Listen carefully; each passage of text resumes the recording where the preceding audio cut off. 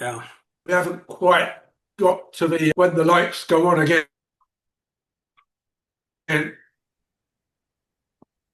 mostly because the bastards are fucking disappearing. They're all going back. Hmm. I saw I mean we're There's a we're getting very weird news, and very sort of fragmented news, so it's hard really to understand what's going on. yeah. Um, Well, the oddball thing is we've had probably 10 proper actual strikes and maybe another 10 events where we've just had sort of a random rubble falling out of the sky because they get too far in, and when you destroy it. And right. And so stuff. the first death was somebody that got hit by some shrapnel after we shot the missile. Mm. So how unlucky can you get, sort of Yeah. thing. Yeah. Um, and the biggest thing, I suppose, is they've had a couple of pot shots for UAE, stroke particularly Dubai. They've had a couple of pot shots at the airport and hit the airport. Hmm. Two two relatively good hits. One meant they cleared the Emirates terminal, which is a bit like the TWA terminal at New York used to be. Hmm. It's a single carrier terminal, and it's 80% of the people that go through the airport. Right. So much so that there's I think it's up to 60 gates now, and all of the gates can take an A380 Mm. and just suck them off and not really notice. Right. Um, and that had to be cleared once, and then we're all back to normal with today. And then sometime this morning, they managed to drop another one, which seemed to be the east end of the Terminal 3. I think more onto the hard stand, sort of where the luggage trucks come out and turn around and stuff. So no aircraft will ever be there, but it's like 50 foot from the building. So there's Hmm. a bit Hmm. of a puff and a smoke and a bang and a others others have been taking pictures showing sort of like two or three interceptors going up after something. And most of the time you see those at night because you can't see them during the day. Sure. Yeah. And I'm sitting roughly central between the airport to my north and sort of the Palm Jumeirah and then the port to my south. So I'm roughly in the middle between the Palm and the airport. And other than I've seen Sheikh Mo, I haven't seen anything. Mm. Uh, they did a Queen Mum and George the Sixth, Seventh type walk around, show you that unlike Bibi, who seems to be spending most of his time on a plane going round and round circles over the Mediterranean, they're here. Uh, this was a hospital visit from the Sheikh from Abu Dhabi today. Mm. And the other place that's been quite badly hit, in effect, is on the Indian Ocean side, because that means that the oil can flow without going through the Straits of Hormuz. Mm. So they've hit that terminal quite badly, but it doesn't seem to have turned off. It's Mm. just kept going. So how resilient that is, I'm not quite sure because it's been ages since I've been out that direction. Hmm. No, it's yeah. You also what you also get is real funny. Is there's one Instagram stroke Facebook stroke little video going around showing a fighter aircraft escorting a what looks like an airliner out. Except when you look at the airliner, it's a tiny bit of a picture. It's obviously not really zoomed in. You look at it's a two-engined, wide-ish body airliner aircraft. And it's based on that. But if you look out to the edges of the wings, there's two other blips. So it's like two little baby engines, except that's the refueling pods. So it's actually a military transport based on an A330. That is the European equivalent of the various Boeing tanker aircraft. Right. And one or two other people have been a bit cute and realised that looks like a British Typhoon, our version of the F-16 type thing. And no, it's not. It's a Dorsa Rafale, because they're both fighters that are delta wing with a little canards at the front. And the UAE has the Dorsa Rafale, and the UAE has the A330 tanker.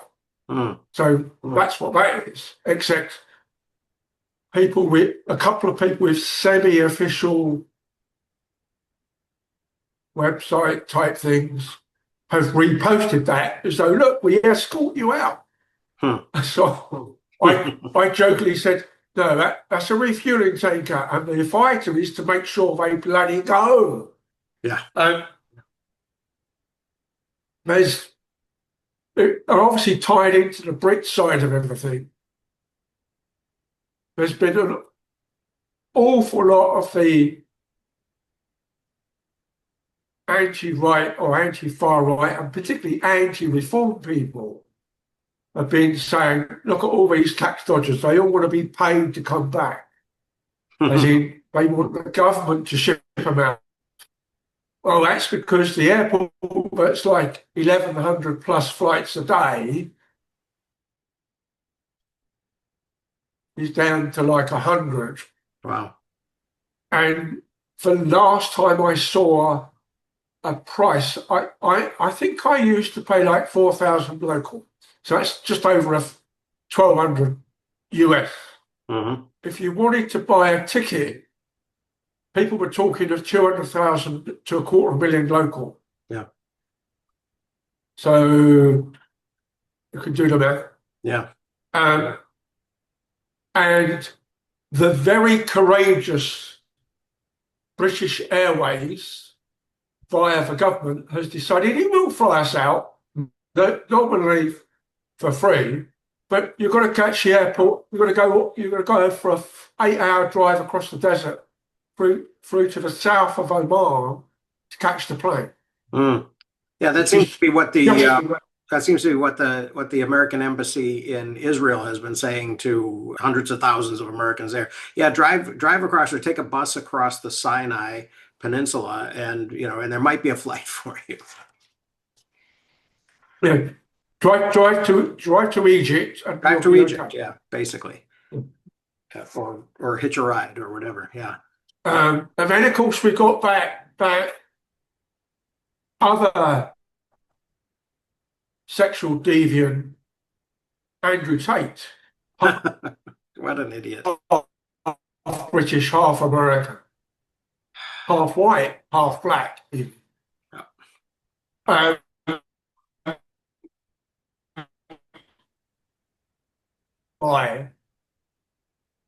Also half got arrested by the Saudi authority to cross the border at illegal crossing. His side was, we're in the empty quarter, there's no fence. No, there's a fence. And you can't pole vault the fence. And so the other joke is his white side of Luton, or A to Z of Luton, which probably the only map he's ever seen, wouldn't show him how to get in or out of the empty quarter. And it really is absolutely, apart from Sandry, fucking empty. It is, and it's a huge section. It's like almost a quarter of Saudi and quite a bit of us in Abu Dhabi. And it's just, there's the odd oasis, there's sand dunes that would defeat a tank. You know, if 300-400 feet up, Wow. 400 feet down. I mean, quite nice. Hmm. Whereas most of the desert here and most of the Saudi desert is sort of Libyan style flat. Yeah. So, oh, we have fisheries. Yeah, it's I wish we were, because we'd all get full of food. yeah, the Haven't yet seen anything in terms of price. I read a brief. We haven't seen any price rises on the street. Well,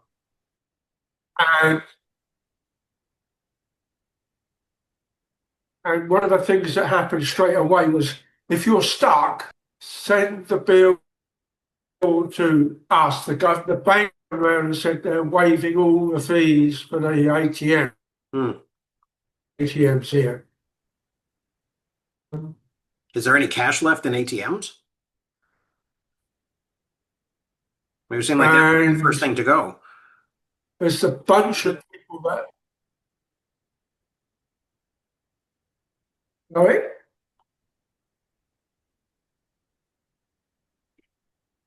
Would be the first thing to You're breaking up. go what? Well, it seems like the money in ATMs would be the first thing to be exhausted. There would be a run on it. I would have guessed.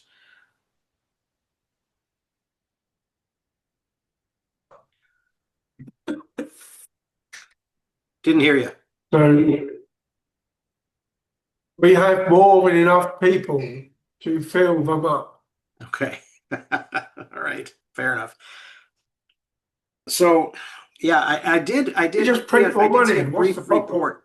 I did see a brief report that said that Iran had sort of apologized to its neighbors and said, "Well, we won't do that again."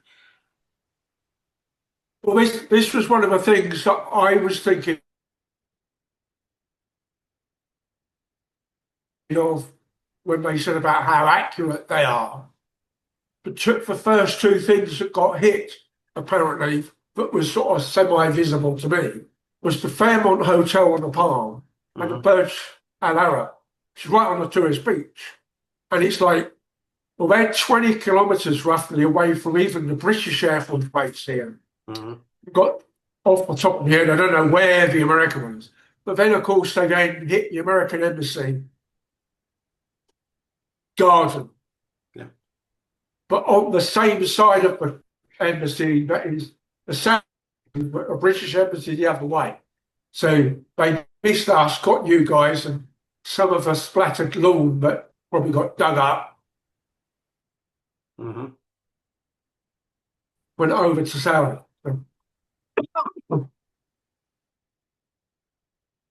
Good fun. Yeah.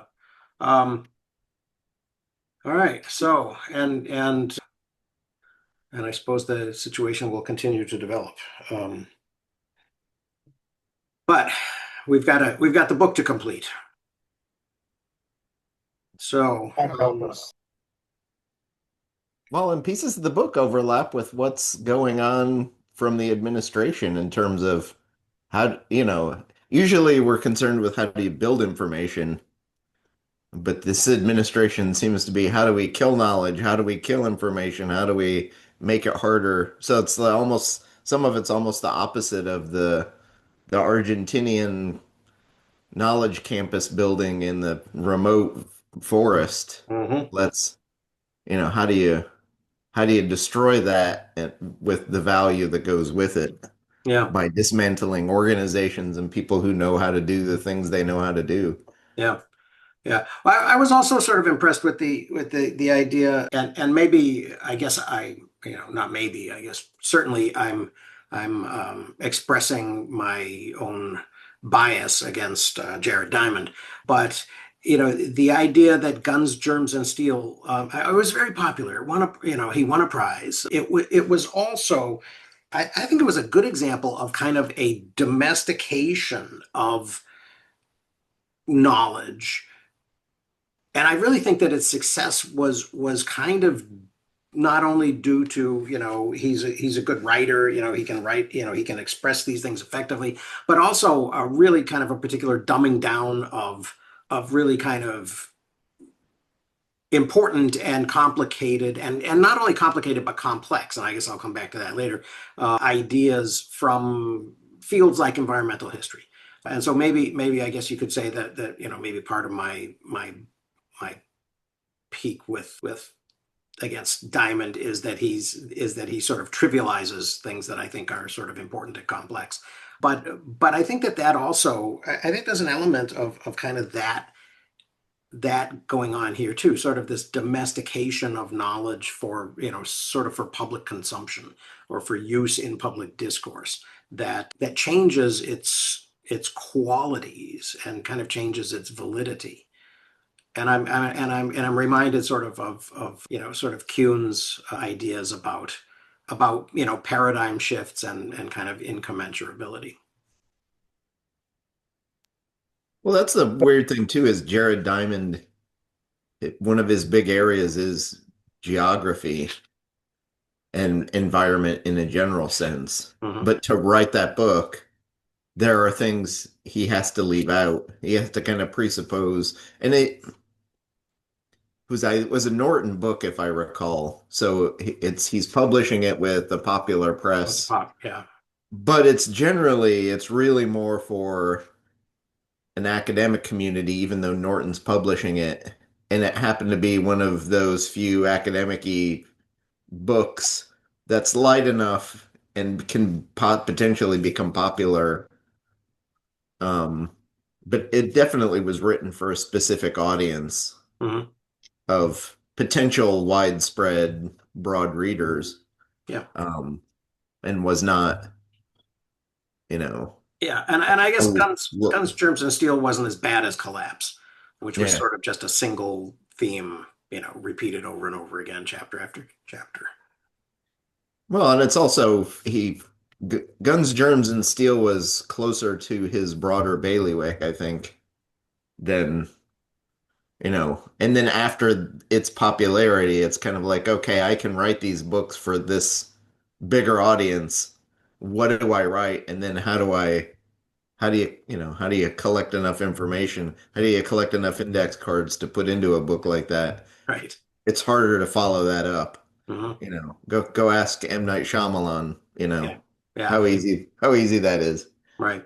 Right. Well, it does seem like, you go from sort of a place of having a bunch of cards in sort of different categories, and at least sort of exploring how these different categories, maybe fit together, maybe augment each other, maybe sort of argue against each other or modify each other's arguments, to sort of having one thesis and then just looking for a bunch of supporting, or corroborating Yeah. examples.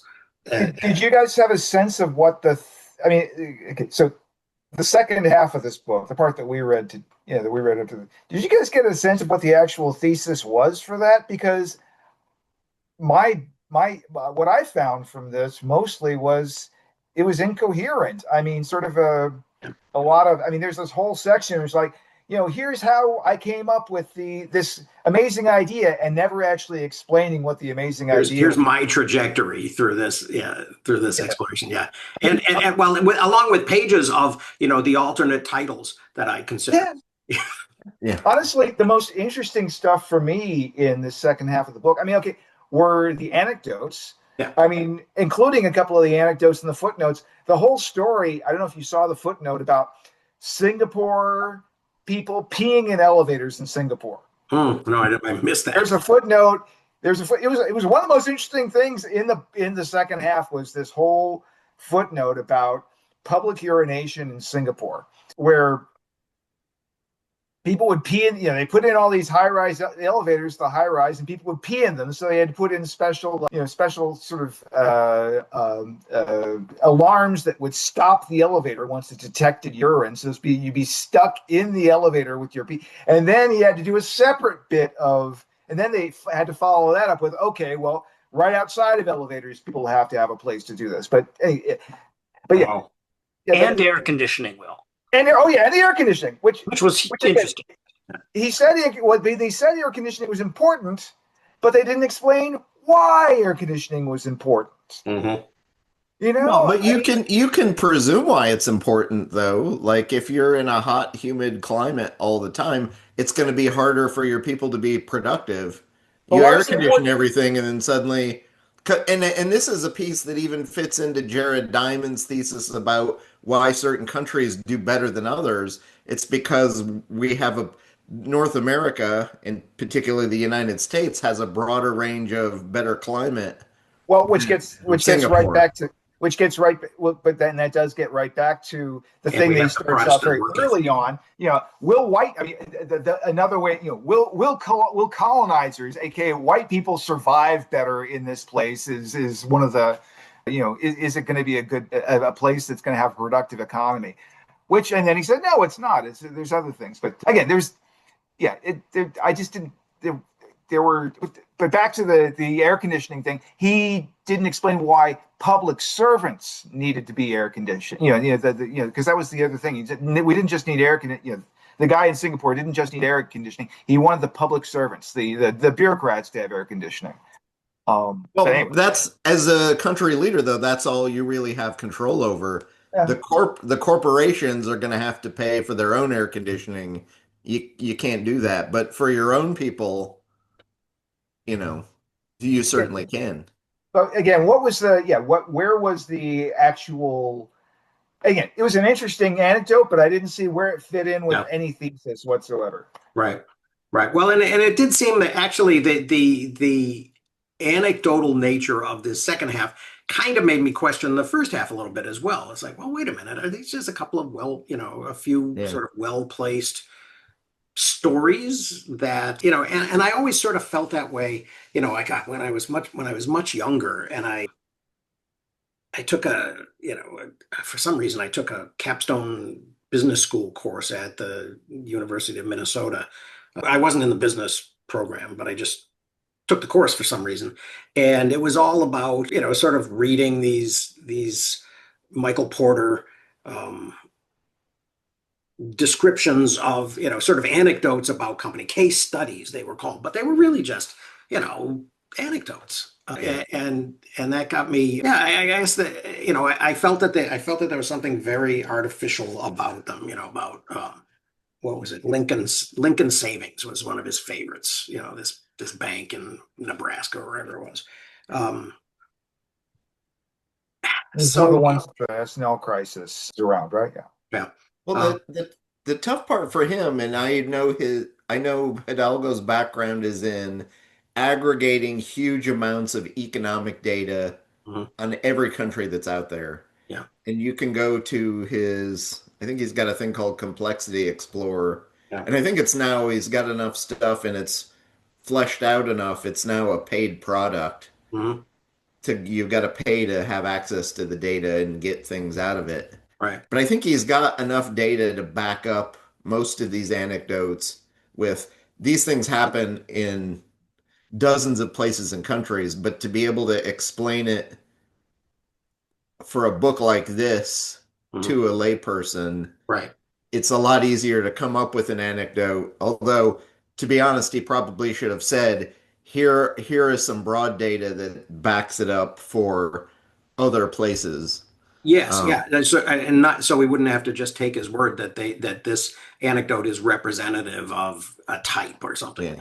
Yeah, Because it is So even a then, valid thing to say, hey, anecdotal data does not mean this is a bigger, broader thing. It just right, here's one story that happens to fit the mold right. or But fit I a agree. mold. An example is useful if if the reader sort of understands that it is an example.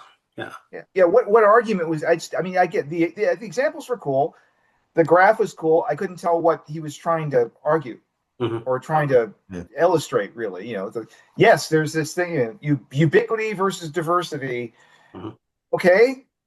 Yeah. I just didn't. Yeah, great. What does that mean? Okay, I see there's a graph here. What's it supposed to mean? Yeah. Yeah. Well, My problem, I'm still, and I ordered the book on February 7th when we talked about it. It Yeah. still has yet oh, to you still arrive. don't have it? Oh my God. So in this massive world of information instantaneously, it's supposedly published on the 6th of February in the United States by Penguin. Mhm. I haven't gotten it. Wow. And I fully expect when it does show up, it's going to be an Alan Lane published copy of the book from Britain. Sure. I almost guarantee it at this point. But I bought an Audible copy, so I've listened to it, and I bought the physical copy. I refuse to buy a third digital copy because Yeah. Did you at least reasons. did you Like, you do I, you must have at least gotten the PDF pack with the and audio. I really, yeah, I got that, but it's a lot harder to put it together, except that I have a background in a lot of these areas he's talking about. Mhm. It's a lot harder to put together intellectually on a firmer basis because I don't have the actual words in front of me. Mhm. Um, Yeah. and I have tended to, in the last 2 years, to go back to hard copy reading rather than digital reading when I can, um, especially for things like this that I care more about. But it's, so I'm missing some of the footnotey things. Yeah. Peeing in elevators obviously is, the Brilliant. must have highlight of the book. Yeah. Yeah. One of the other things that I guess I haven't spent a lot of as much time maybe as I need to thinking about it, right? This complex his use, the way he uses the term complexity. So maybe it's a Adlerian sort of coming to terms thing, and especially it's at the end of what chapter? Oh, it's not in a chapter end. It's before the first map of US cities. He's got a paragraph where he talks about complexity and it being no longer a way to connect exports to economic growth. It's more a general feature that could be derived from a variety of specialization matrices and used to explain multiple outcomes. And as I'm reading this, um, I'm sort of thinking, well, is that complexity or is that complicatedness? So, for a background, and I don't think it's come into the broader zeitgeist yet, but starting in the late 70s, certainly by the early 80s, definitely into the 90s and now, there is a research area called complexity theory Mhm. that is related to information theory from the late 30s through the 80s and 90s. Prigogine. And it Well, that's what I overlaps was in, thinking, that it had a thermodynamic element yeah, to it, yeah, it has a nonlinear element. thermodynamics, Yeah. information theory, physics. One of the probably better known areas, in an area in which he himself works, is complexity economics, which comes out of kind of a school of thought in this at the Santa Fe Institute. Um, so there are a bunch of economics researchers who are using this, and there's still some hand waviness, and it's hard to pin down exactly what everyone means, even within that complexity theory group. Hmm. But there are mathematical and physics and statistical thermodynamics related things that underlie all of it. Hmm. And very often that's what he's specifically talking about, but I don't think he ever really delves in and says, this is what I mean by complexity. Yeah.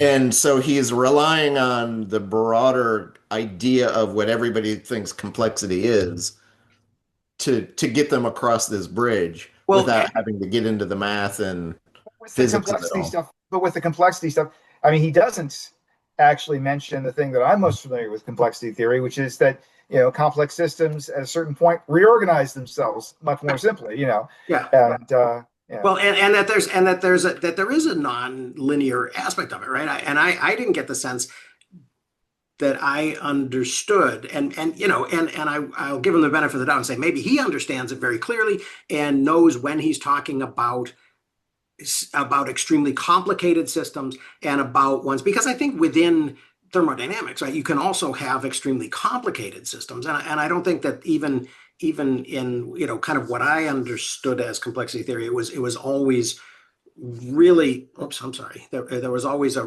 really clear distinction made between things that are really, really complicated and things that are nonlinear, right? Yeah. Things that where there is some type of an emergent property, or there's some type of a phase change, right? And Brett Weinstein and his wife Heather Heying have been talking about this in the context of biology since they published their book a few years ago. Yeah, that's a big piece of it is how do you have a system? How does that system evolve? What emerges out of it? Mhm. And so a lot of the application in biology for complexity theory is, how does life arrive? What causes it? What can you expect? What kind of predictions can you make about life Mhm. based on initial conditions? Yeah. And it's not easy. It's Right. hard, which is why it's called complex. Yeah. Well, Um, and is it a difference in degree or in kind, right? Is there something, or is, sort of, I mean, is there a way to sort of think of life or think of consciousness, right, as being an epiphenomenon of, yeah. of other processes, or is there something, do we want to at least imagine it Yeah. in our own mental At the reconstructions as something inherently different? Yeah. And at the tail end of last year, I reread, I don't know, I probably do it every 5 years or so. I reread Erwin Schrödinger's book or lecture series, What is Life, Hmm. from the early mid 50s.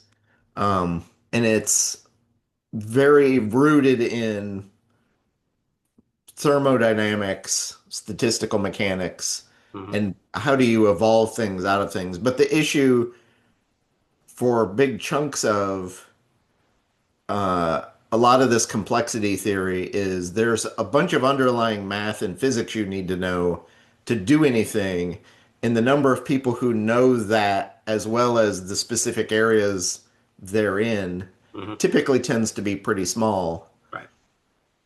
So a guy like Hidalgo, he's done the physics, he's done the information theory, he knows the economic theory, and he can play around in these pieces. Hmm. But the average Joe, almost certainly not. And even some of the advanced research is in these areas. But the tough part is there's not, other than some general principles of kind of emergence and some of the math that's going on, it's hard to take examples from physics, from economics, from biology, and other than some of the underlying philosophy and math that underpin them, it's hard to say, here's a framework that very specifically works for all of these things Hmm. without at least a little bit of hand waving. Yeah. We're not, it's Which is like we're even which there, but we're not there yet, right, which which kind of, I think, mirrors what Will is saying about this book is there's something here, but the full emergence of the thing is not as right, well fleshed out as he would like it to be able to go and say, hey, yes, this is a thing. right. I mean, he's not so much. I mean, again, I can understand somebody not showing all of their work. He's just not but he's not showing the answers. Yeah. He's not showing the solutions. Yeah. Well, and in part, I think it's because there aren't solutions, and this Sure. book is working us towards solutions, and this book also is not, while he tells his publisher he's writing for us, this group here, he's really writing for other economists and complexity theorists and information theorists who are applying these things, who need this kind of summary of where we are now Mm-hmm. to help their work. Mm-hmm. But the publisher, that's not that's not going to sell books. The publisher is going to say, no, if we're not ready, we're not ready. Yeah. like go publish this stuff in a journal, Hmm. most of which he has, Yeah. but it helps to get these ideas out, Yeah. or at Well, least, I but I think that's why the book starts out strong with Yeah. here are some rules, mhm. but the tying all the rules together at the end falls a little short of what we might like because the ties are not all firmed up yet.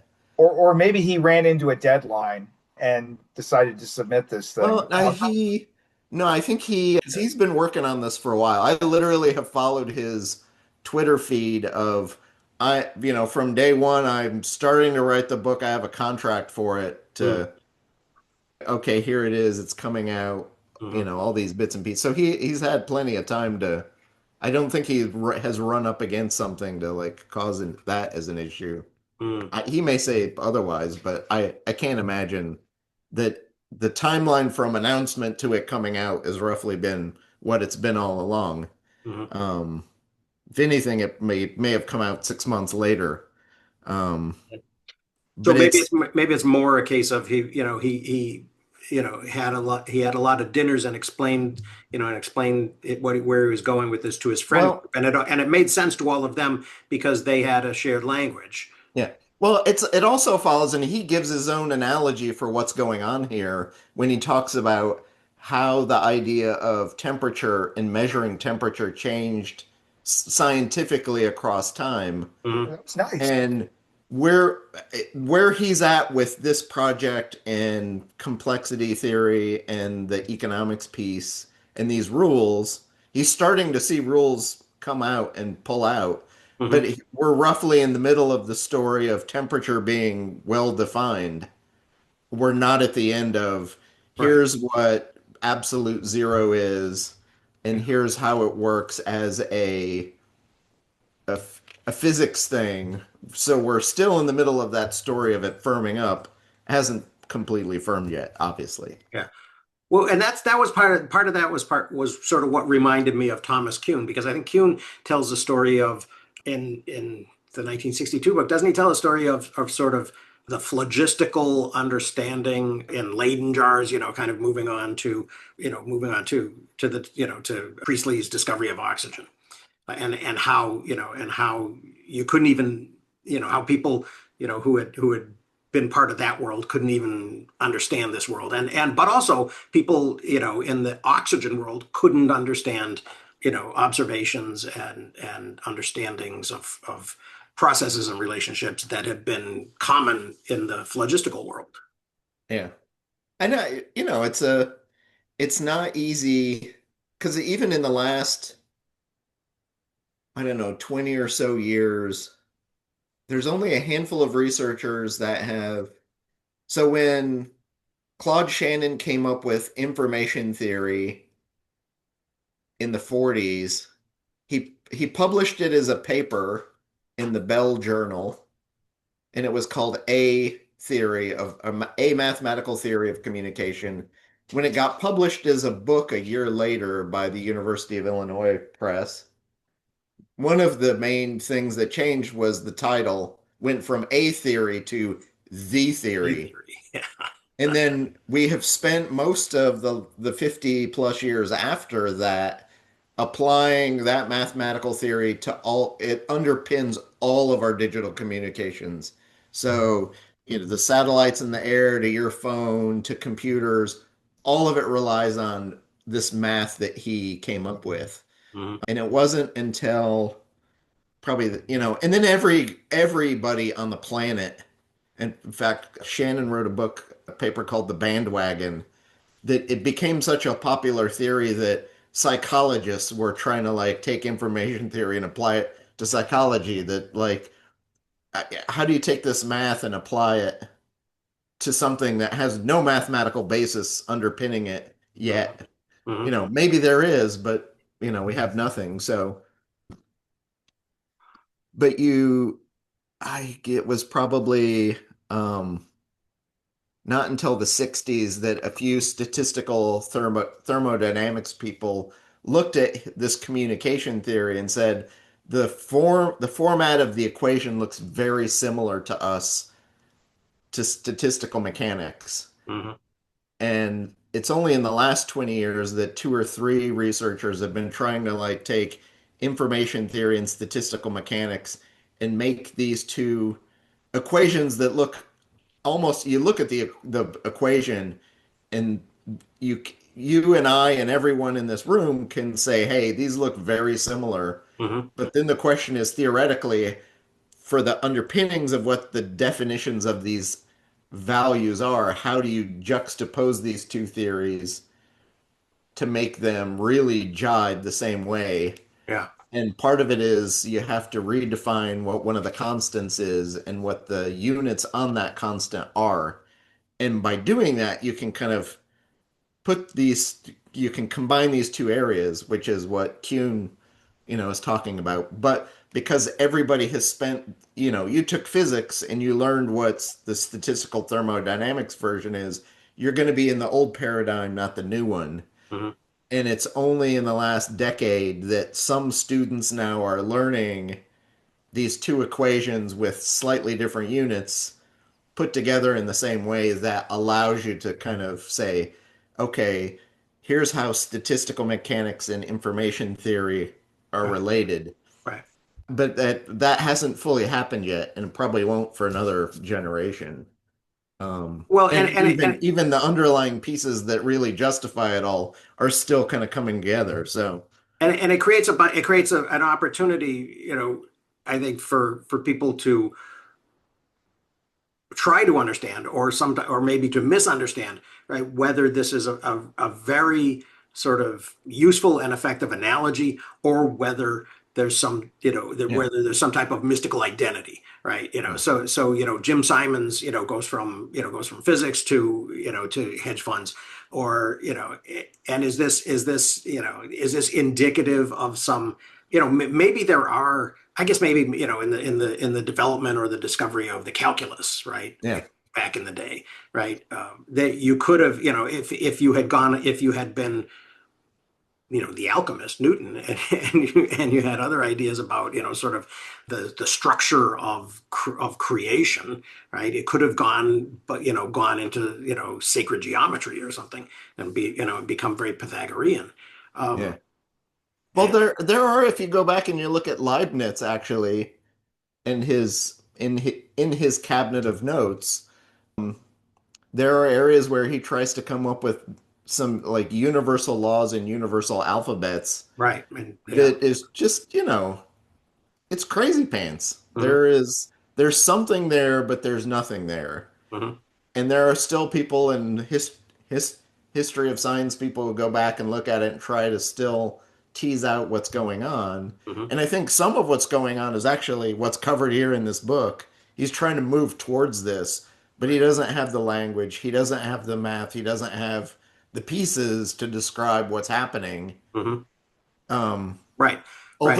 although interestingly, I find some of his trying to find an alphabet for describing this stuff. It, it's what Leibniz was trying to do in the what he's in the late 1700s, I think. He's is literally what is underpinning some of what's in this book in the word alphabet in the title.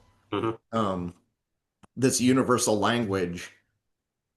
And Right. so Right. it's been centuries, and he's the very early piece of the temperature piece, and Hmm. Hidalgo represents somewhere in the middle, and Yeah. it's going to be a minute and a half or more. Right. But Hidalgo also is building the the databases of information from an economic standpoint, so that when we do finally have some stronger definitions, you'll have a huge amount of data Right. to be able to throw into these equations to figure out, yes, are, are we telling ourselves the right story? Yeah. I'm reminded that, that my first introduction to that, and I think that Leibniz was kind of, sort of beginning of the 18th century rather than end of it. But even so, my first introduction to all of that was Neil Stephenson, right? And and not for nothing, and probably kind of ironically, several books later, right, in I think his most recent, maybe not his most recent, but one of his more recent ones, right, Dodge and Hell, you find out that the whole thing is a freaking simulation and that we're living in the Matrix. And that sort of resolves that question once and for all, right? That it's all artificial anyway. Anyway, that was Yeah. an aside, apropos of nothing, I guess. Well, to me, some of what's interesting here too is because he mentions in the first half of the book, I'm trying to remember the exact phrase he uses, but it's kind of like communal knowledge, which is interestingly, and I don't know that Hidalgo has read any. I don't know that I don't think he's referenced any in any of his papers, but there's an area of history called Big History Hmm. that tries to subsume Everything, the yeah. beginning of the universe to now, and it starts out with basic principles in physics and chemistry and goes from the Big Bang to now. And typically in it it really was kind of given its fullest form thus far by David David Christian. Christian, yeah, Maps of Time. And he breaks it up into like these seven thresholds. Hmm. And one of the big thresholds is kind of the beginning of agriculture and human timelines and the Hmm. shift that has created. Right, which doesn't occur till chapter 7 or 8 in the book. Yeah, and it's one of the You don't later even get ones. life until chapter 4.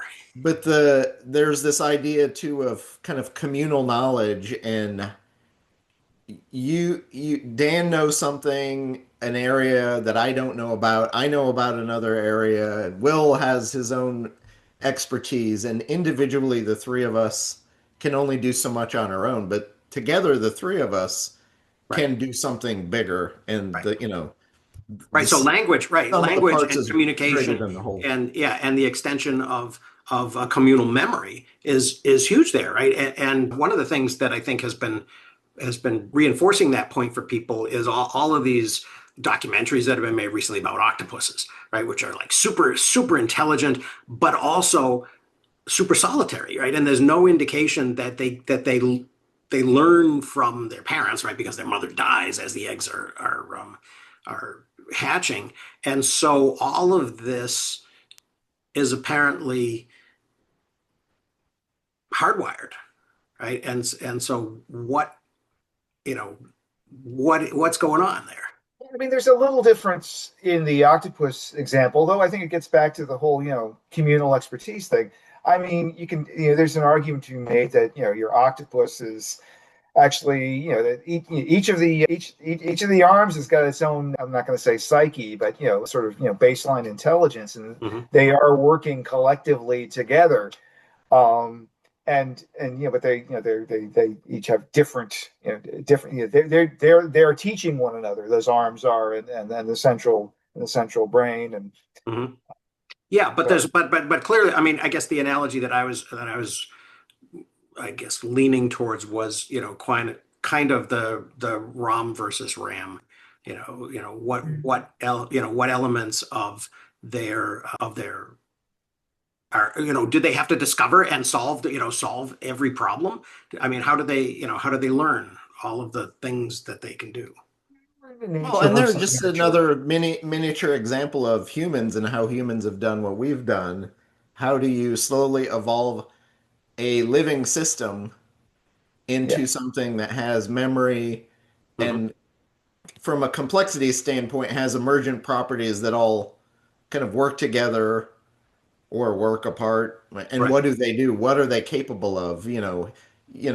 Who would have expected you create an amoeba and then a couple million years later you have human beings who themselves are then creating the Hmm. Great Pyramids, Yeah. or someone who's able to write, Ulysses.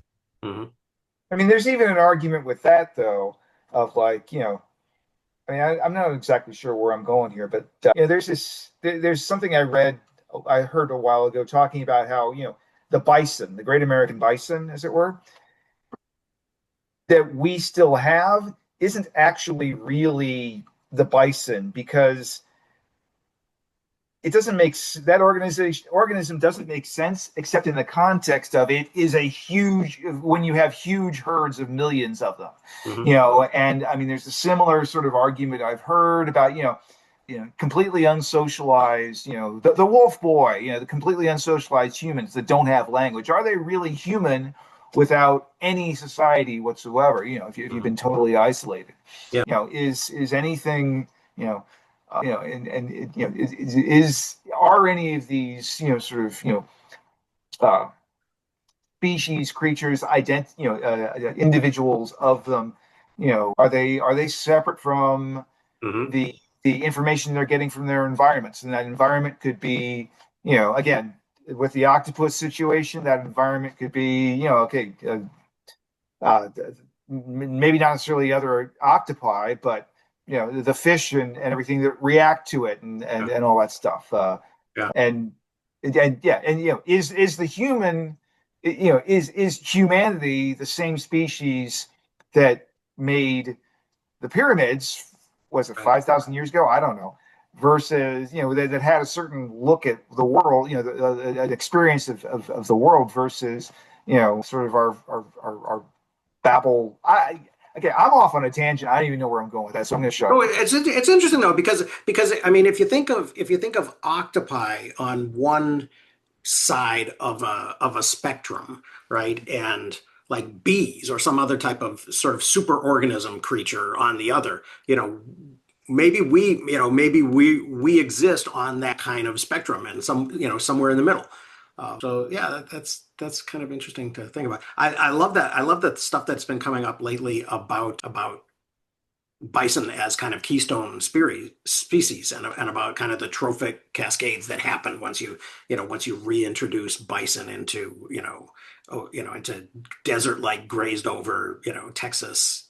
So again, they won't really. Yeah, you've got to do. You're going to have to spend generations to get back to being a real bison. To actually, because a Yeah. bison is an individual bison isn't really, the creature is the bison herd that has Yeah. to have hundreds of thousands of Mhm.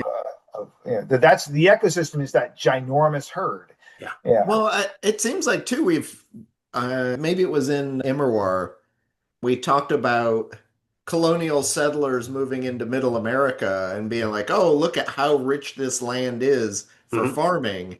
Yeah. And it's only super rich because the indigenous people who were on it had been tending it and taking care of it for generations. Right. And then within less than 150 years, the settlers who come in have destroyed the environment enough that the Dust Bowl That's what happens happens. Yeah. and brings it all crashing down. And it's like, okay, you need to start doing something different or you're gonna not have this at all. Right, right, and Um, I mean, and that happened again and again and again, right? In the 1810s, around 1815 or so, Timothy Dwight, when he was the president of Yale College, wrote about how we don't hunt anymore. Hunting is kind of a memory of previous generations, right? And he told these stories in his sort of memoirs of New England or his history of New England of park-like woodlands that you could gallop through, right? And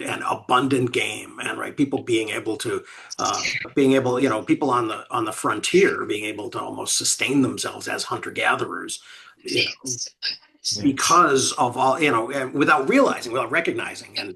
And William Cronin was the first, kind of historian to really Well, focus on that a lot. it could be as simple as it could be simple as which person in this household knows how to skin and butcher a rabbit. I Mhm. mean, it's about as simple as you can get from as a mammal prey.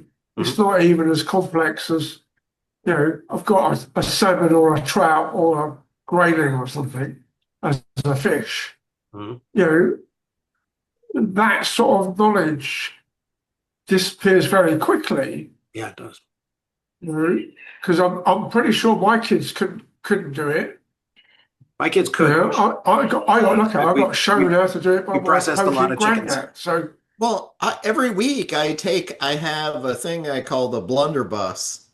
It's a big thermally insulated bag that I take to the local Trader Joe's or maybe to the Ralph's or the Kroger, and I do all my hunting there. Like There you go. the fields are just like full of game, and Right, right. I you Wherever you know aim to it, you're save gonna my hit something. wife all the gathering business. I also get the fruits and vegetables while I'm there because the only thing I'm missing out is I don't go with a group of other guys, and we don't tell our hunting stories from our visits, to this, glorious hunting land. Mhm. Um, so that I really miss that piece, we've lost.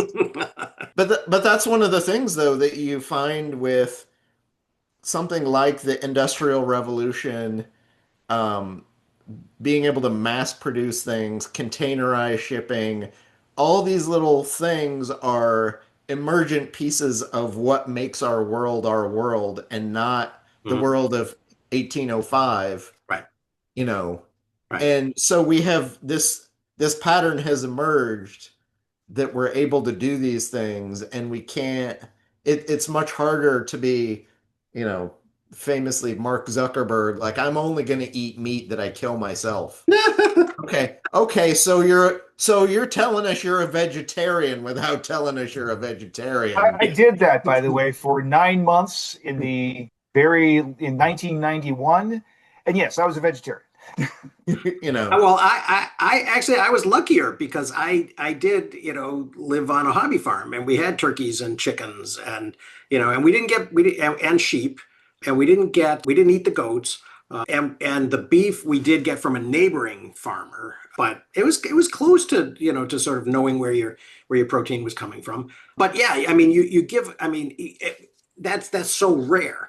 Right. And I am glad that I gave my kids that experience. But yeah, I think, Chris, you're right. This I mean, that's a story of, of history Yeah. and of culture that I think needs to be told and needs to be understood by people, right? The things that you give up as you become more specialized, right? Yeah. So, so you lose the all of these general abilities. They become part of your infrastructure.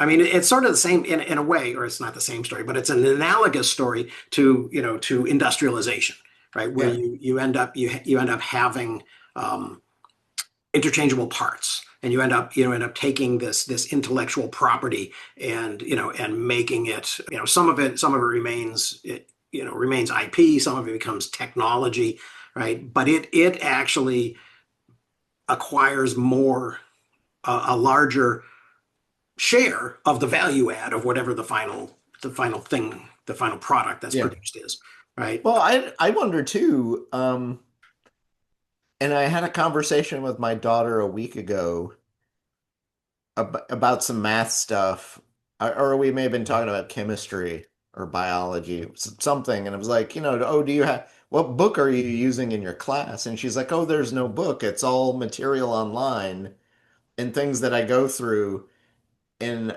so there's no book. Hmm. I'm like, okay, kind of like, but I was like, hey, we can buy a book, whatever it is, and you can go through it, and it'll have more or less the same material, just in a different format. Hmm. But she's now so entrenched in these online learning modules that you can't easily go out and buy the equivalent book for the thing that they're doing. Hmm. And it's like, but there are pieces to how you have to reorganize your thinking to do it all in a digital format, which is where things have been going for decades. And now Hmm. it's apparent to me, at least within my daughter's specific school, almost all of it is online, and very few of her classes does she. The one class she has that is a physical book. She's at a Catholic all girls school, and it's the religion The book Bible. is still physically in physical form and is not digital. Hmm. Which which I is find which is which is really kind of hilarious. representative. I mean, that's Um, really significant, right? That the book represents kind of a planted flag or a stake yeah, in the ground. That but this is something that, that we're gonna yeah, can't it say for valorizes, everything. Stability. Yeah, right? It's stability. It's stability, but also, I mean, it's kind of funny because I mean, I'm teaching 90%, 80, 90% online right now. And Be 100. Yeah. next fall, I'll be 100%, right? And so I'll probably be living in Woodland, California, teaching 100%. But are you still going to sign a physical book? Well, that's the thing. I don't assign a Or it's an physical book. option? I don't assign a physical book, but I do actually write my own textbook, right? So I still have this, I still kind of feel like that is, it's not just a random assortment of, this YouTube video, or this article or this primary source or whatever. I still sort of feel like there is a value to putting it between two covers, even if they're virtual, sort of digital covers, and saying, this is the curriculum. But I'll don't give we you- hear? Don't we hear though? Again, for people who actually teach, I'm curious. Again, the headline, I was reading not long ago was, college kids, including at Ivy League schools, don't know, they're incapable of reading a complete book anymore. Yeah. Not whether or not the book is Or on. watching a complete movie, Well, apparently. yeah. Is that something you're seeing? From interacting with students or whatever. Is it they just the idea of actually reading a whole book is overwhelming? I'm curious. I don't know. I wouldn't say that it's that they're finding it impossible yet. I think that they're finding it more of a novelty. And and one of the things that I have been this semester for the first time that I have actually assigned to most of my classes is my handbook, right? Where, I'm having them respond to it. I have them write like little 300, 400 word response essays about each of the chapters in an online discussion. And I do think that I'm, and to some extent they're telling me, I think, many of them are telling me what they think I want to hear, but at least they're aware that what I want to hear is that this is sort of opening up a space for them where they are thinking more about, what it is that they're doing when they read. Right. And so I'm kind of hopeful about that. And I hope that some of it really is sincere. But yeah, I think that they're not being, I mean, that's why I started actually using the handbook, was because I had originally sort of thought of it as kind of being optional, but then, and especially because I'm probably teaching in each of these survey classes, I'm probably teaching between 30 and 50% high school students who are taking dual enrollment, what in Minnesota they call post-secondary enrollment option. So they're taking college courses for credit while they're still high school students. They're all between 16 and 18 years old, this group. And so this is, I discovered, or I realized, ultimately, that this is the first opportunity they're really having to think about how they're reading and why they're reading, and and how they're organizing their notes and all of that stuff. So I think that this is, If you really want to throw them for a loop, Dan, go back to, like the 10th, 11th century and make part of the assignment that the students need to go out and do some research to find their own books for your course. Give them a syllabus and say, we're going to cover these ideas, these topics. And your first assignment is literally to choose your own book that you're going to learn from for this course. And the amount of research that's required to actually do that typically means they have to learn about half of what's out there to be able to pick one. Yeah. But then economically, they're then also freed up to choose cheaper books or different books. Nice effect. And the publishing industry isn't propped up by you choosing the book that you don't have to buy yourself, but that you're then forcing them to buy. Right. Well, and actually, I've sort of along those lines, I've sort of thought about, and it wasn't, it wasn't the Matthew Stewart book, I don't think, but I was talking with my dad about a book that he was reading, and he's reading the Matthew Stewart book because I recommended it, but it was one where there were a bunch of older, and this guy was just quoting extensively from a bunch of older histories of America. So he was talking about, sort of the American founding generation and that era, but he was describing it through all of these descriptions from historians between now and then, right? So late 18th century and especially 19th century, early 20th century historians. And I've always thought that it would be cool to sort of say we're gonna do U.S. history. Go out and find yourself a very old American history. And Matthew Stewart was, the most recent thing that he's, that's him. Nature's God is the book that I just recommended that my dad started reading, because it's about humanism and the Enlightenment and Spinoza and its effect on and Epicurus even, and its effect on the founding generation. But he was reading a book that just included all of these histories, and I'm and I was thinking, well, maybe that would be something to use as a kind of a jumping off point. I don't think I could do it in a survey, but I do think that with especially in an upper level, it'd be a great thing to do, and especially with history. Especially with history majors, it'd be huge. Upper levels is definitely easier, but also even the introductory, there's enough basic US history textbooks and Occidental and everything from like the high school level to the college level to the graduate school level in some sense. Yeah. And typically the higher you go, the more differentiated the material tends to be. Right. But it gives your students, if your student can't meet a college level textbook and at least they're using a high school one, right, they're still getting something out of it for themselves. Right. That brings their level up. Yeah, absolutely. And lets them think, a little bit critically about what's changed between then and now. Yeah, I've and then the last question on your final exam is, would you have chosen the same book? Yeah. Or what book would you choose now? Right, knowing what you know now, or having experienced what you did this semester, or having the experience of having other students in the class having chosen other textbooks. Right. How much did you get out of it based on the textbook you chose compared to what your neighbor chose? Right.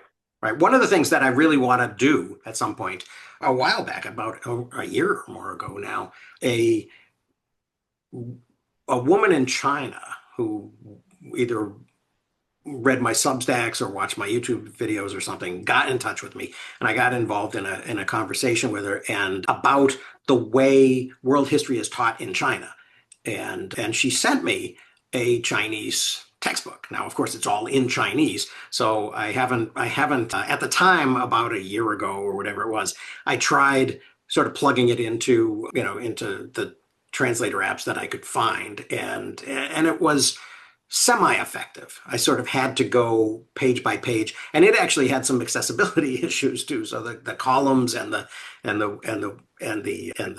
captions on images and things like that didn't all kind of fit together in a way that were easy to translate.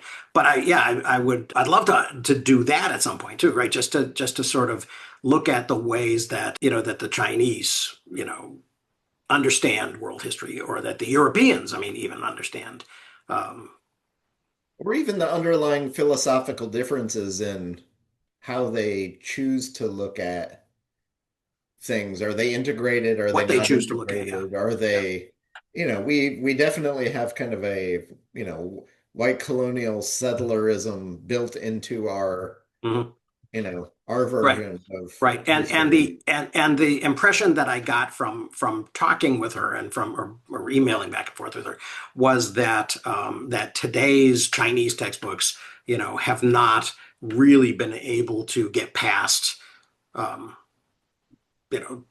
CCP's theoretical understanding of the world and history, and and the nature of class struggle and all of that, so that it's still very infused with kind of that legacy. But but in any case, to get back to this book, back to knowledge, back to the infinite alphabet.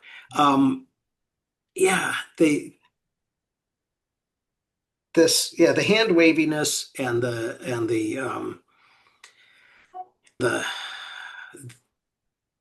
I guess I wasn't, but maybe, just based on what I've been saying, maybe I'm discovering in this conversation that I do think that in a much more sort of intelligent and complex way, this is a little bit Jared Diamondy.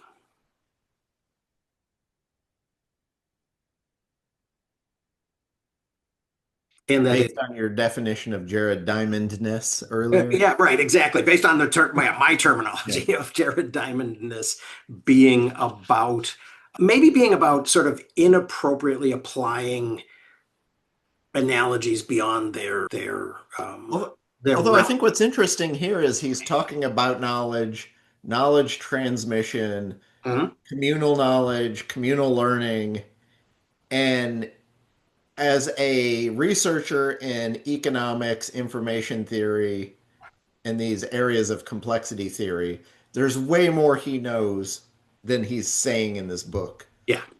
But he can only say so much to translate some of that knowledge to a broader audience, which Mhm. is what he's doing. Right. So he's doing the thing he's actually talking about doing in the book, which is very meta. Yeah.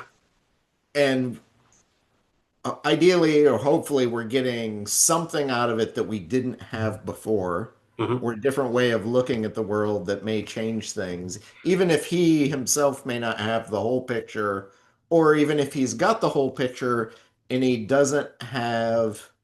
I think the tough part in this is there's a lot of really complex math and complex ideas that even the word complexity theory is hard to like pin down for a fifth grader. Mhm. It, Yeah. Yeah. it's Well, very hard to do. yeah. It's hard to do even for an adult who's got a good college education Mhm. in both of, CP Snow's, two cultures. Mhm. It's hard to do. Yeah.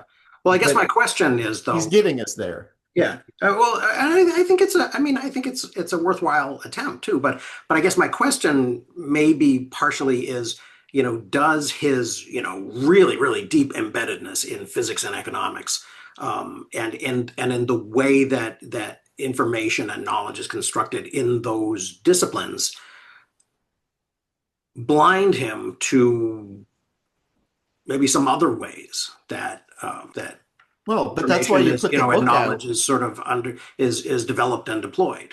That's why you put the book out is you take, here's the stuff I know from the areas I'm playing in, Hmm. put it out into the world so that the other, so Celsius and Fahrenheit can come at it Hmm. and say, oh, okay, I see what you're doing. Here's my version of it. Yeah. Lord Kelvin says, well, no, let's try this other way. Hmm. And eventually, we're going to have a Ludwig Boltzmann who comes along and says, well, fuck all of you. Here's what's really Is what's happening. real.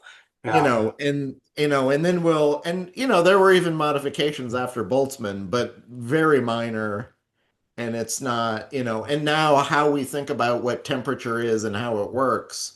Hmm. And even then, even with that, we still have some very, very basic models of heat flow and temperature flow within things that you use as a shorthand, Yeah. because I guarantee you nobody looking at their thermometer is, working out Boltzmann's equation Right. to figure out what the temperature is. Yeah. One of the things that I thought that actually I found very gratifying kind of going through this was when he talked about what was the term he used? Sponginess of water versus metal, right? Because as a student blacksmith, I was really surprised, that you could dip red hot, a red hot piece of metal that you're working on in water for a second and then pick it up in your hand, right? Because it just, the water would just suck all that heat out just so quickly. So you've never read President Hoover? Was it? No, it wasn't Hoover. Was it earlier? But the Latin translation into English of De Re Metallica. It's like, I think the last time sitting president, well, not a he didn't do any was sitting president, I don't think, but translated an epic, classic from Latin into English. Right. That would have been a Hoovery thing to do. Was it? It may have been Hoover. Well, Yeah. I've got it on the shelf in the other room, but Yeah. Yeah. um, But yeah, I mean that idea of sort of kind of connectedness to, I mean, that's a very experiential. I mean, that's a very kind of a, I mean, I think the only reason that impressed me so much was because I've actually physically done that and experienced, quenching a piece of hot metal. So, that suggests, I don't know what that suggests to me, that, that some ideas stick better than others when they have that, that element to them.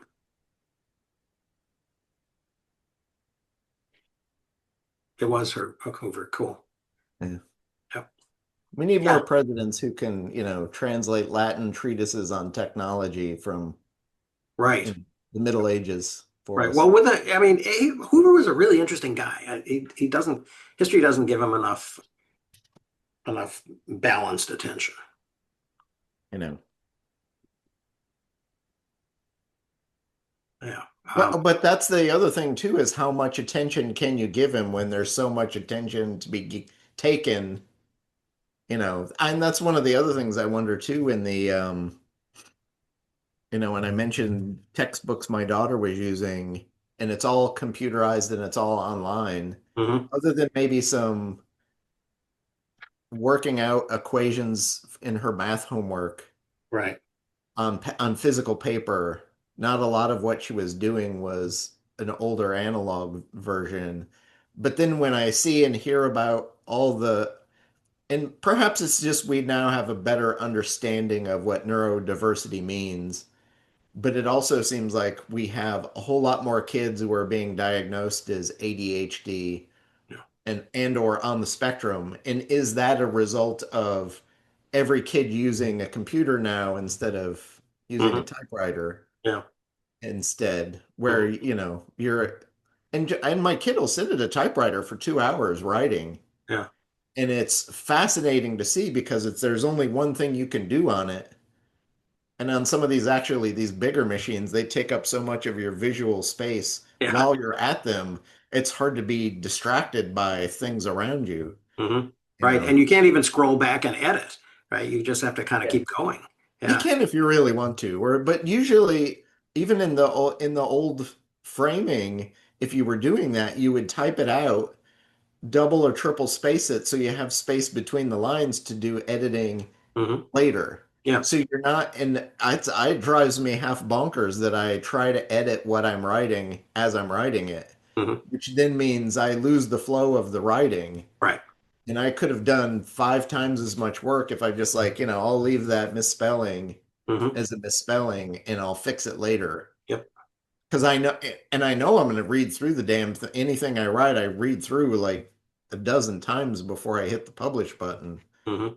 So I know I'm going to find it. Right. Why bother with dealing with it right now? It's Right. just so usually when I do first drafts now, I pull out the typewriter and I bang out the first draft, Cool.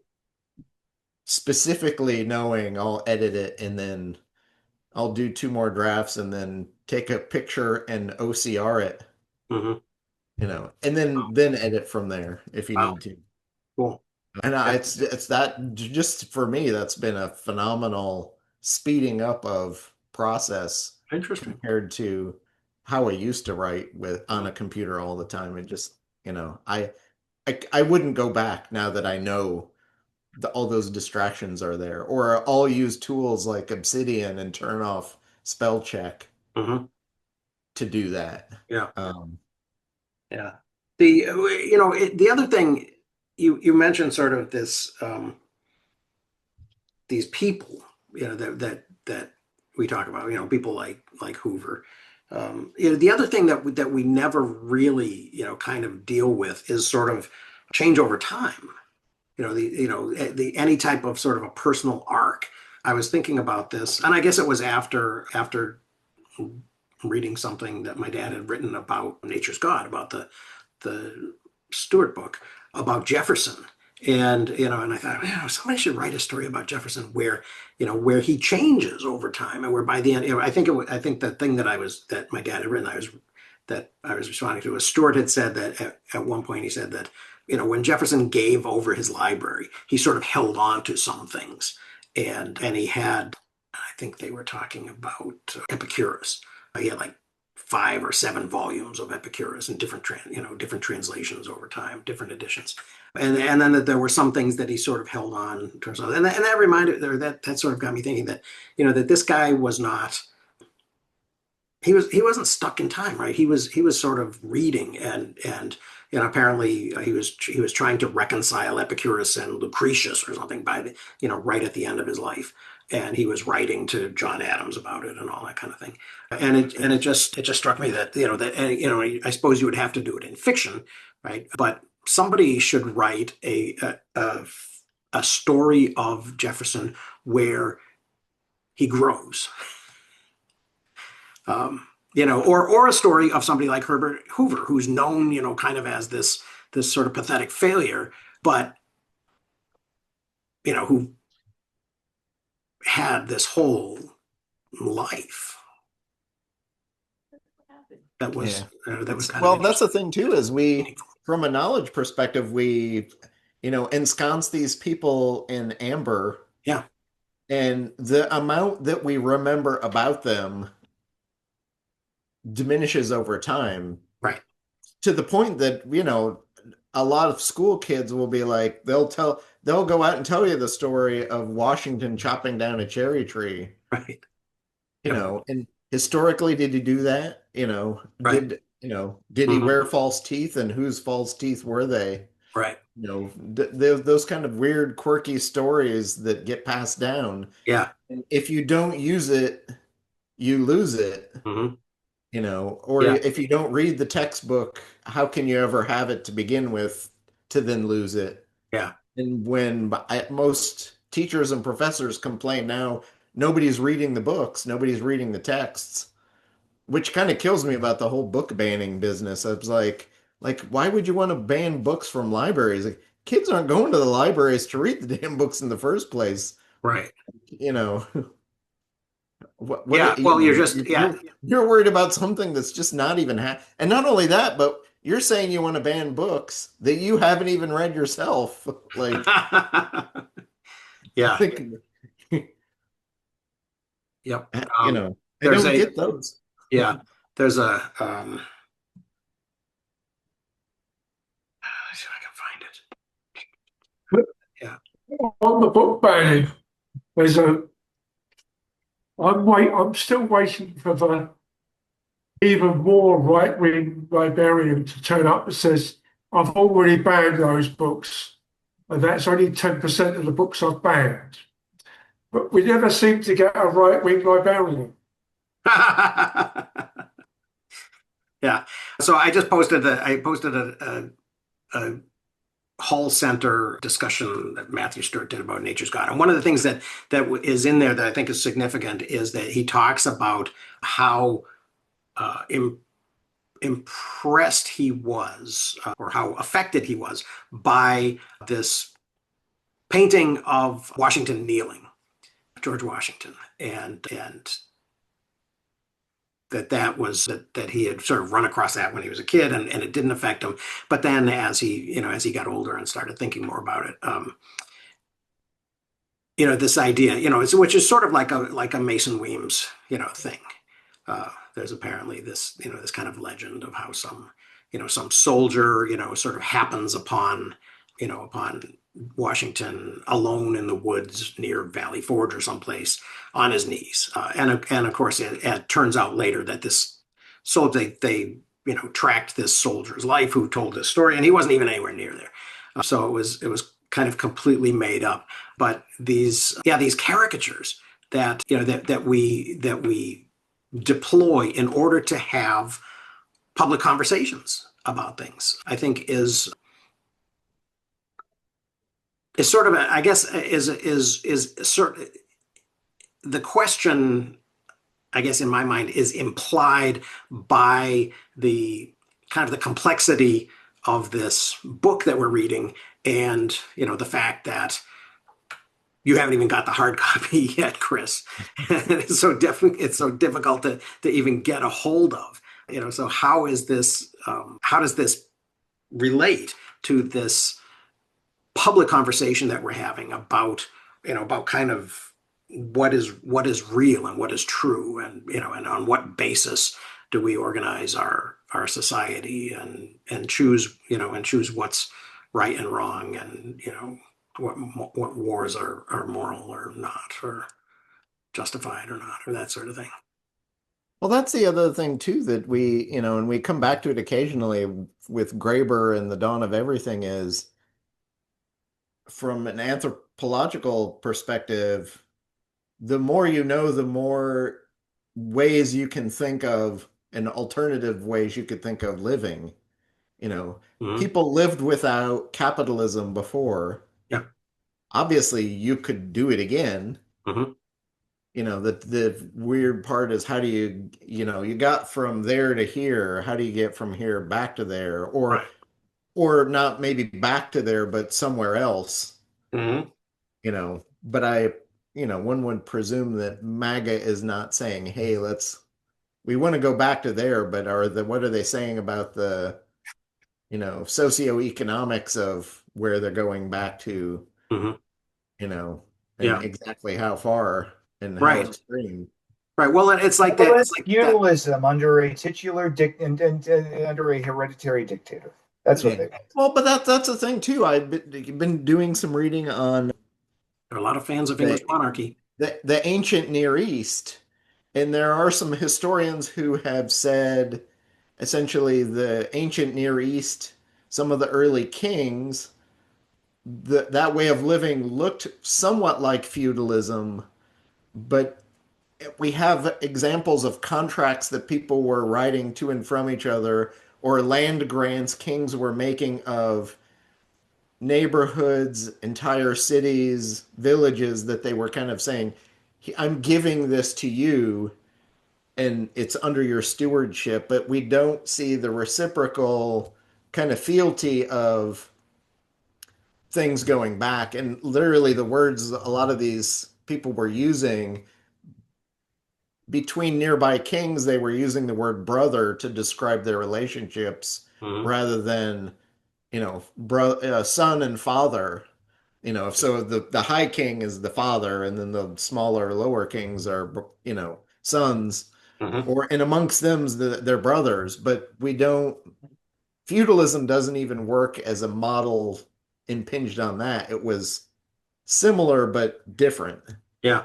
Well, Um, and there's also that question of how much are we looking, from where we're yeah. sitting, looking back, how Or how much are we much can we looking see? at? Because it's all cuneiform tablets. Well, So and even in medieval times, in medieval feudalism or whatever, how much are we seeing rules and laws versus actual day-to-day practices, and the way, the ways that these things were kind of yeah, lived out? Because I think, we can, I mean, it's easy to imagine that, that we could have a nominally democratic republic and actually be living under sort of oligarchic tyranny, uh, or Also, Tim, I I didn't know until recently. You know, Magna Carta was signed, and it was in force for 12 weeks before the king sent it off and had the Pope declare it illegal Mhm.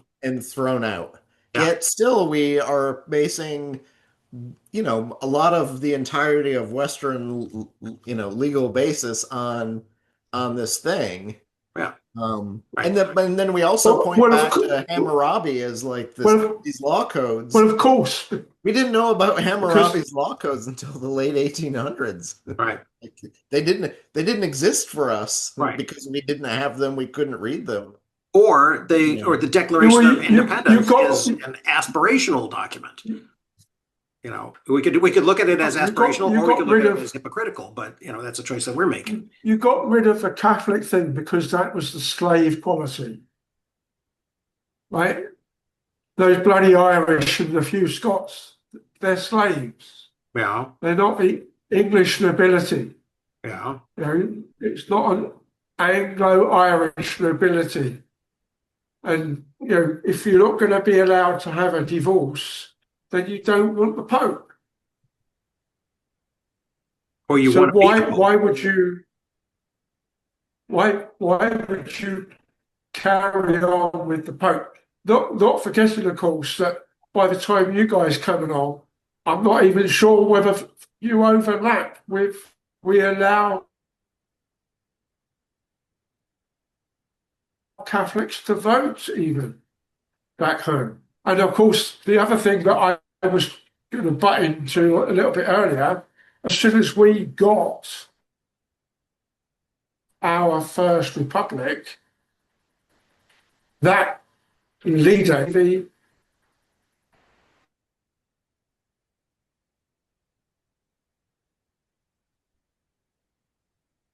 Long pause here, Tim. We're not hearing you.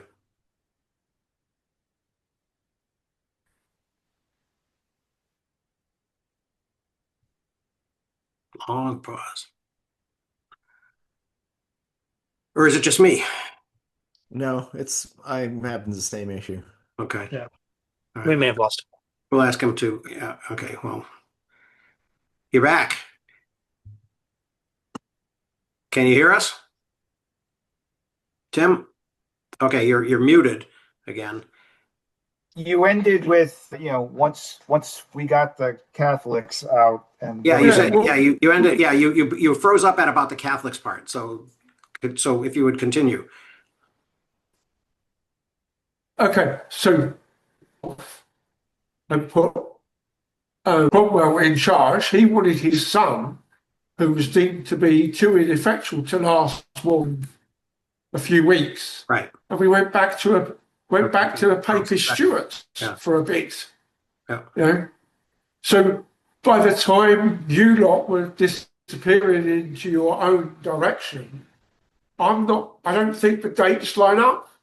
But I don't think we've even got to the point we were allowing Catholics to vote, even the landed ones, because you can't have for a long time. You're giving the oath of loyalty to them. You can't also then be giving a loyalty to the Pope. Yeah. Which is the whole problem. Mhm. And stupidly, that comes up or something recently. The law that says you have given an unlawful oath, which was being used up until the mid 1800s,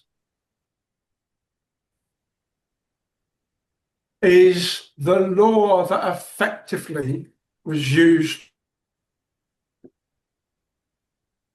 to break mutinies and break unions, because you were saying as a mutinous group, we owe a loyalty to each other. Mm. And that's an unlawful oath, because So you there's a can't religious give an basis. oath that overrides one that you have owed to the crown by subjectness, etc. So if you look at there are two mutinies that are semi-overlapping. Beachy Head or something like that, and Nomas, Nomas, I think it is. The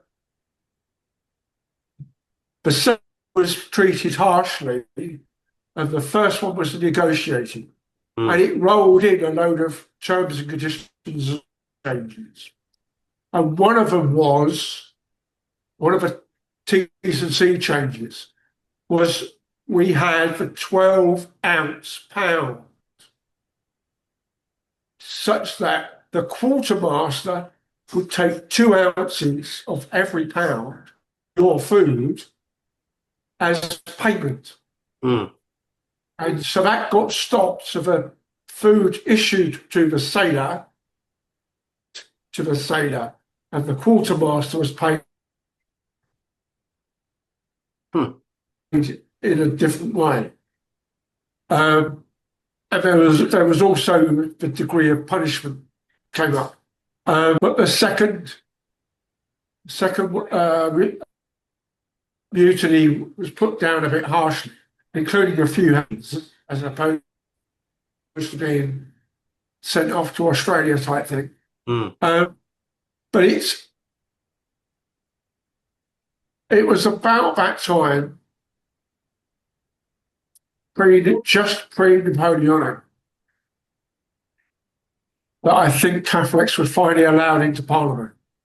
I can't remember exactly the date, but it's easy to look up. Mhm. And not long after that, or maybe even part and parcel of that, they allowed Jews to go into Parliament as well, which they did quite strongly. Mhm. Although he wasn't brought up as a practicing Jew, there was Disraeli as Jewish Prime Minister. Right. Um, Put the crown of empire on Victoria's but head. we've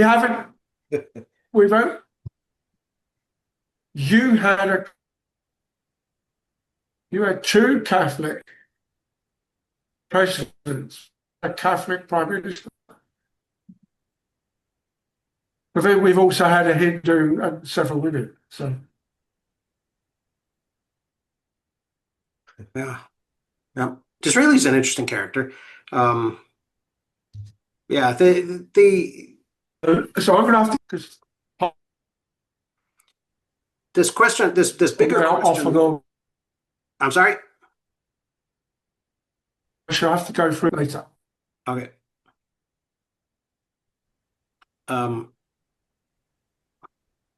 Ciao.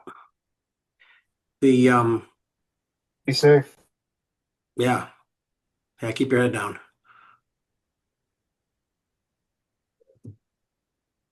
Yeah, the issue, I guess that earlier issue of sort of those who walk away, right? Kind of going back to the Graeber book, right? That we had, we were talking about it, I think earlier we were talking about it in the sense of capitalism and stuff, but certainly sort of centralized control. Right? I think that story, and it's not really well documented. It's very kind of circumstantial and and unproven. Their thesis about Graeber Wengrow's idea about Cahokia kind of breaking up and becoming that area around St. Louis on the Mississippi becoming the forbidden zone, right? And the people generations later that they had talked about earlier in the earlier chapter about the Huron or the Wendat and actually the Iroquois or the Haudenosaunee had the same sort of general decentralized and very I guess we would call it consensus based, not democratic, sort of council fire style of self organization that that wasn't that's an interesting that might be an interesting story, for somebody to kind of develop and tell as a counterexample of, how do we dig ourselves out of this hole that we found ourselves in, where everything seems predetermined and inevitable and inescapable as a result.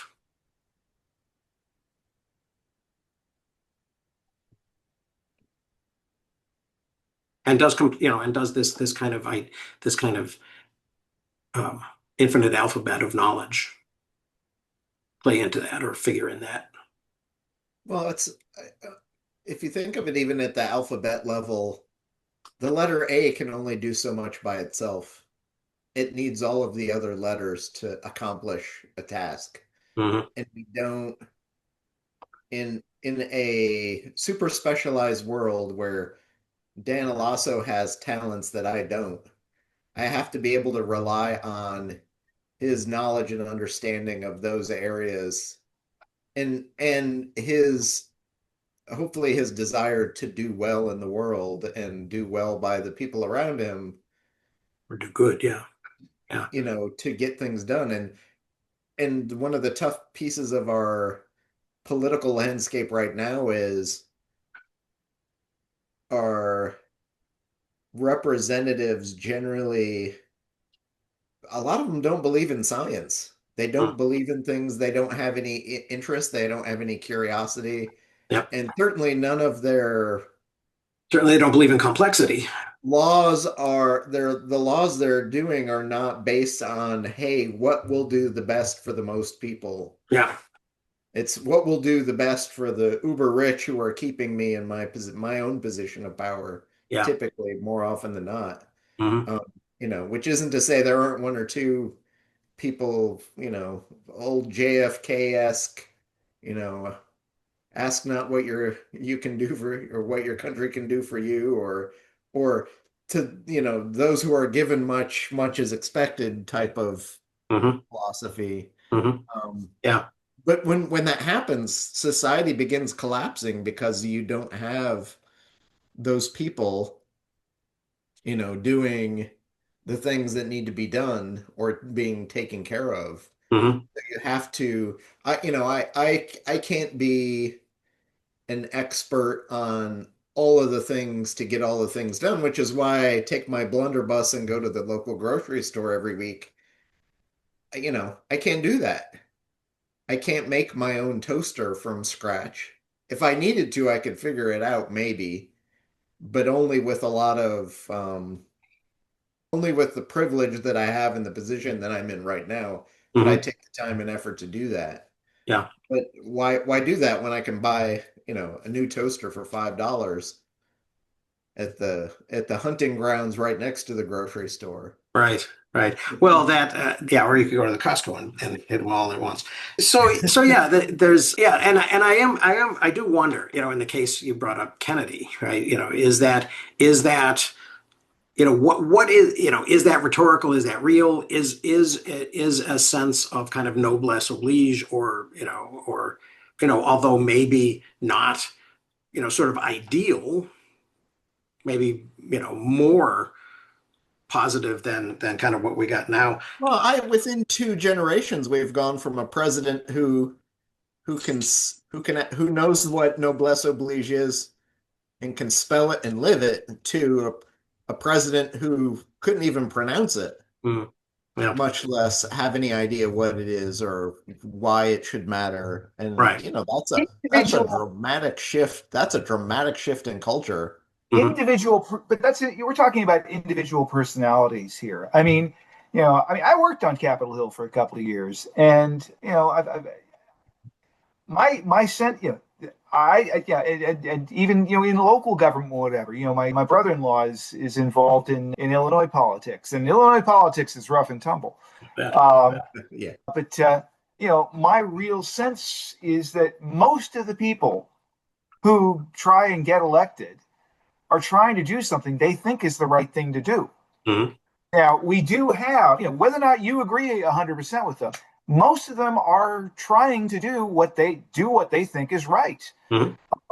And again, I mean, there's specific, I think that is different. Again, we have this individual situation with this guy, the orange guy, that he's a whole other problem, and there's certainly hangers on around him and yada yada yada. But Hmm. I don't think we can indict our entire, sort of the entire current political environment and on that there are definitely some again horrible self-serving jerks Hmm.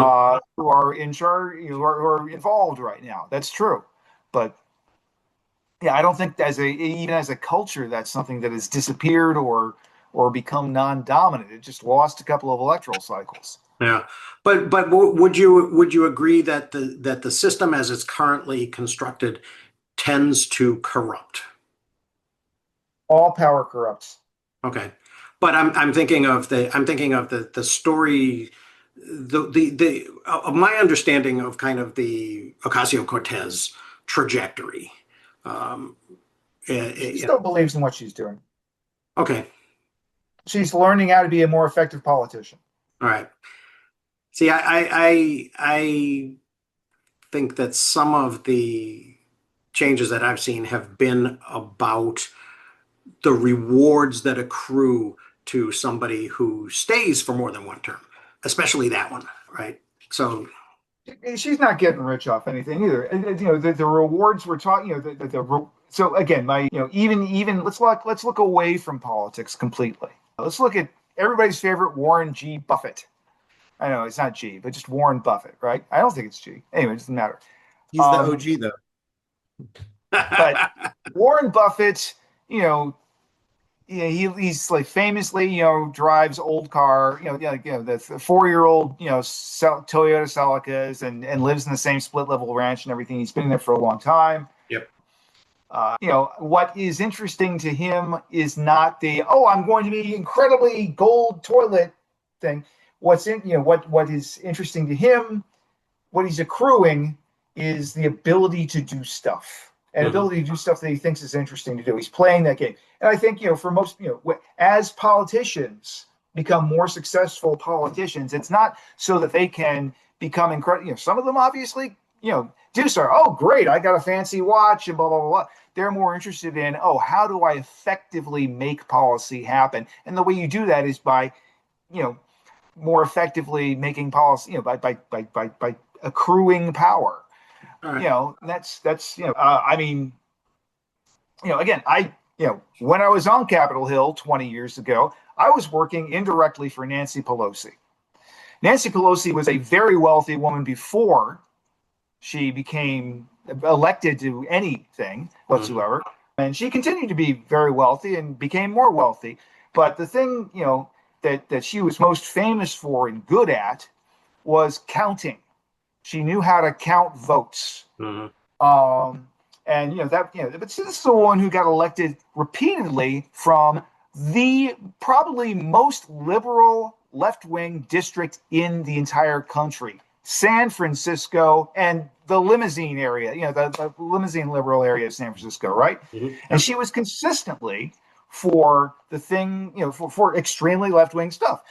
By the way, I happen to agree with by and large. She also was very wealthy and everything like that, but she would also make compromises because she needed to get votes to do the larger things. An early criticism she had of AOC was, her quote about the squad was, yes, they have 6 votes. I've got to deal with, 248 or 222 or something. I don't have the exact number. I forget. But, Well, it's like the Paul Atreides dictum, right? The ability to break something is the ability to control it. Yeah. But anyway, so well, she also grew up. Her dad was a local mayor, wasn't he? Or some Baltimore. Her dad was the mayor of Baltimore political, so she learned how to do the politics. Yeah. Growing Baltimore's up. like Chicago politically. Yeah. Yeah. But again, she'd been out of politics for decades before she decided to start running, from San Francisco. Okay. But anyway, so yes, my nickel on all this long term is obviously, people start making compromises, and people definitely start, they will start lying to themselves a little about, I'm making this compromise to do that and whatever. But they're human. Yeah. I was Right. kind of surprised. Going back to what I was saying about Herbert Hoover, I guess, if we accept them as human, and maybe there's more going on behind the headlines. Yeah, one of the things to bring it back to, actually, Chris, what you said something earlier about the alphabet, about the A not working with the rest of the letters. One of the things that struck me about treating them as human is a slippery slope to making the level of paedophilia acceptable. Is it really, though? One of the biggest scandals in the UK Parliament was a long-term sitting member and several people on the periphery had gone on for like 20 years with a whole scheme to make sure that they managed to have access to all the orphanages they needed. Jimmy's the was their villain, right? mechanism. They didn't have a Caribbean island. They just used the orphanage and made sure the constabulary looked after them. Yeah. Treating them as, I mean, this is where I would go with the counter, the West Wing quote.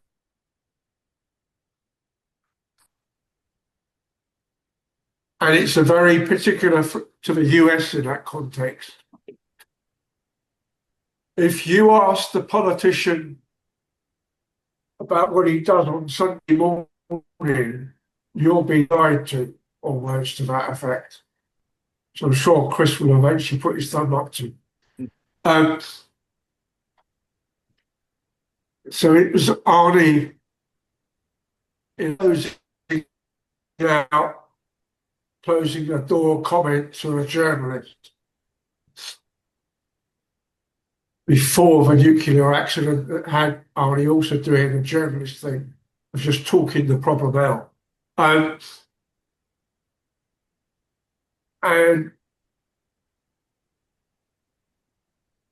the ability to hold to account. So for instance, if we go back to the UK for a moment, do we hold Boris Johnson to account for Brexit as a hanging offence in effect, or do we hold David Cameron to account for it? Or do we just go with the one person that's left in politics and blame Farage, who's also apparently in the Epstein file?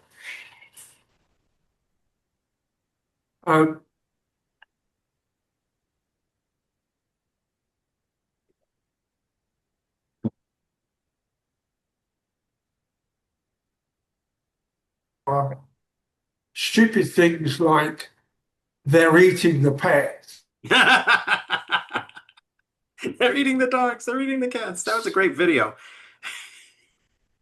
When they put all it to the music. way via, yeah, all the way via bleach might work through to I don't like windmills, which one of the Scottish channels has picked up and says, I'm stood here at the golf course and there are no windmills. There are some wind turbines out to sea, and they're like sort of this big on the horizon. And it apparently spoils his golf course. Oh. That actually meant that those sand dunes now have scientific interest from all the wildlife and wild plants, except that they used to have. All the way up to I won the election. Mm-hmm. Once when he lost, and the other two times when he apparently illegally won it. So, and for the other useful thing that Farage, amongst other things, is now doing is trying to shut down criticism of himself, because that's freezing up his free speech. So, okay. what's the reading for next week? The new book. The reading yeah, it is the new book. Do we feel that we've gone through this one enough? Especially since the paradox tolerance.